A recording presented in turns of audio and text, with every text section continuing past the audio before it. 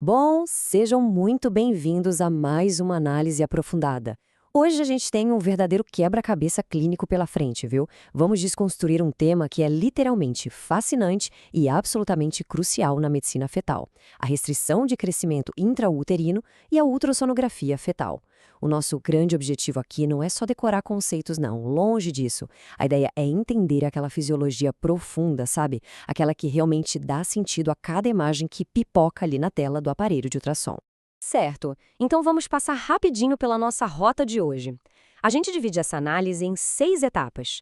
Começamos com o desafio inicial, depois o mecanismo da restrição, diagnóstico e terapia, conexões biológicas e históricas, as falsas alternativas e, para fechar com chave de ouro, um resumo com dicas práticas. Vamos nessa? Seção 1. O desafio clínico inicial. Tudo começa com uma questão bem específica da Universidade Federal do Paraná, lá do ano de 2003, da prova de obstetrícia. O enunciado simplesmente pede para assinalar a alternativa correta sobre a ultrassonografia fetal. Parece uma pergunta super de rotina do dia a dia, né? Mas acreditem, ela é o sintoma exato do nosso grande mistério clínico de hoje. Então, o ponto crucial aqui é a alternativa D.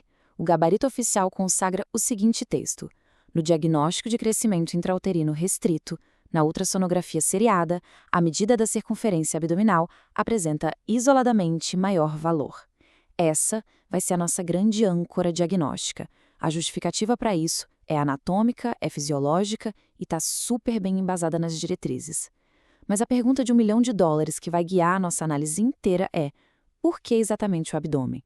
Seção 2. O mecanismo da restrição.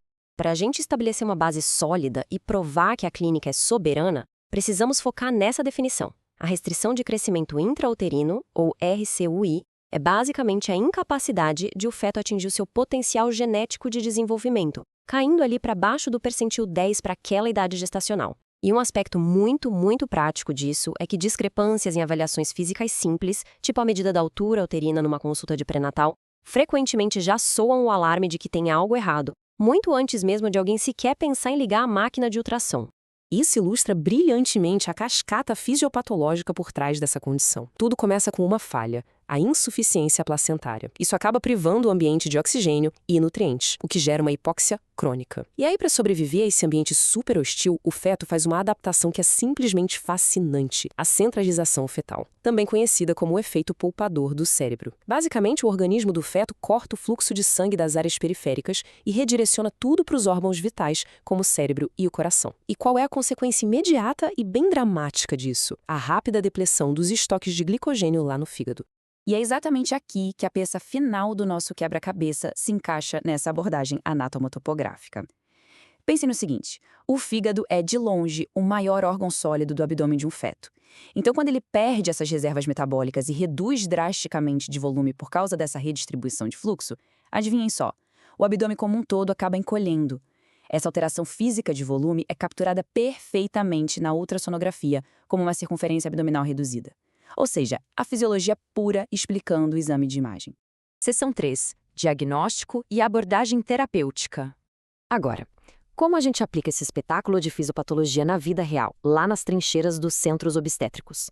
Bom, uma das habilidades mais desafiadoras e essenciais é conseguir distinguir 2 perfis bem específicos. De um lado, a gente tem o feto pequeno constitucional. Ele é menorzinho do que a média? Sim, mas é completamente saudável, mantém uma curva de crescimento super estável e os fluxos no Doppler estão normais. Já do outro lado, a gente tem o feto com restrição patológica. Esse sim está literalmente passando por um processo de falência nutricional por causa da placenta e já apresenta alterações hemodinâmicas super claras. Distinguir a biologia natural da patologia é exatamente o que vai definir o sucesso desse acompanhamento. O juízo clínico expandido aqui se desdobra em várias camadas. A gente passa de hipóteses sobre possíveis malformações genéticas num diagnóstico etiológico. Atravessa todos os achados físicos e anatômicos até finalmente chegarmos ao diagnóstico definitivo.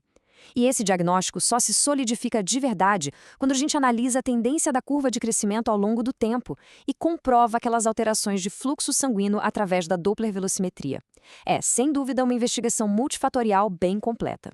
Falando agora em termos de abordagem terapêutica, A realidade clínica é bem dura. Não existe medicação mágica que cure uma placenta insuficiente. O manejo acaba sendo inteiramente expectante de suporte.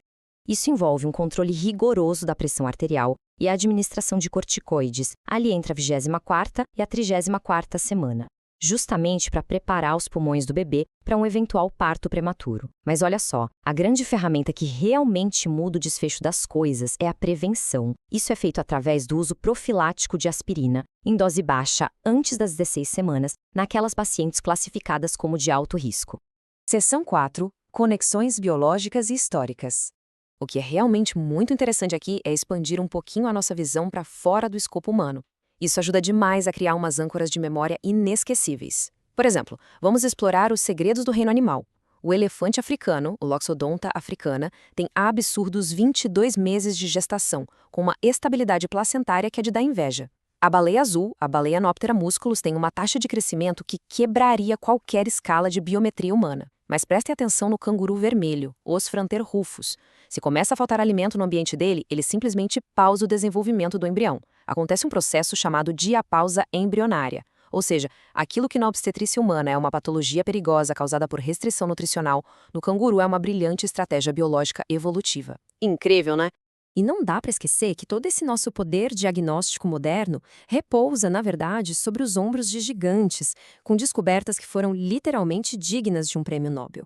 A gente pode traçar isso desde o Nobel do Karl Landsteiner, lá em 1930, pela tipagem sanguínea, que é super essencial para monitorar anemias fetais, passando também pelos desenvolvedores da tomografia em 79, cujos algoritmos abriram as portas para o ultrassom digital, e chegamos até 2003, curiosamente o mesmo ano daquela nossa questão do início, quando Lauterbur e Mansfield ganharam a Nobel pelo desenvolvimento da ressonância magnética, uma tecnologia absolutamente crucial para avaliar malformações complexas quando o ultrassonografia, infelizmente, atinge o seu limite. Seção 5. Dissecando as falsas alternativas. Bom, vamos ver como tudo isso se constrói desconstruindo os erros. Aprender com armadilhas sistemáticas é uma técnica fantástica para afiar o nosso raciocínio clínico. A alternativa C, da nossa questão original, por exemplo, foi uma armadilha clássica. Ela dizia que a diástole zero seria o pior cenário de prognóstico. Mas, do ponto de vista hemodinâmico, a gente sabe que existe um patamar de sofrimento muito mais catastrófico, que é a diástole reversa. É aquele momento em que a resistência na placenta chegou num nível tão extremo que, durante a fase de relaxamento do coração do feto, o sangue flui literalmente para trás na artéria umbilical. É um desastre fisiológico, um marcador de risco iminente de óbito. E isso prova o erro gigantesco da alternativa C.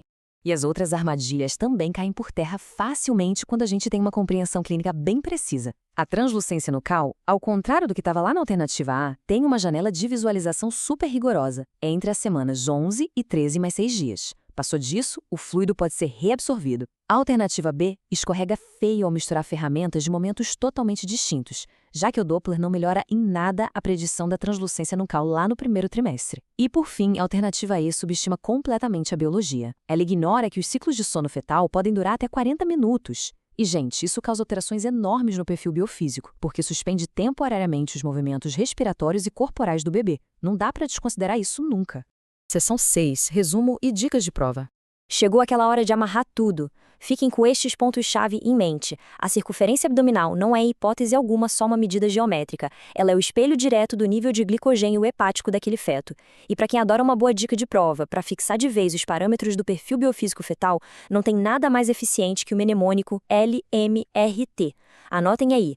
Líquido amniótico, movimentos fetais, movimentos respiratórios e tônus. É uma daquelas chaves mnemônicas à prova de falhas para salvar a vida em qualquer cenário de estresse na hora de um exame. E para encerrar a nossa desconstrução de hoje, fica uma provocação final para a gente refletir. Como o domínio absoluto de toda essa cascata fisiológica por trás do efeito poupador do cérebro vai mudar a abordagem no próximo plantão ou na próxima avaliação clínica? Quando a gente percebe que o encolhimento de uma simples circunferência reflete, na verdade, uma gigantesca estratégia de sobrevivência biológica, isso altera completamente a nossa percepção e o nosso respeito por todo o processo de desenvolvimento, não é mesmo? Muito obrigado por acompanharem essa análise aprofundada até aqui e continuem sempre se questionando sobre o que a fisiologia realmente significa por trás de cada diagnóstico.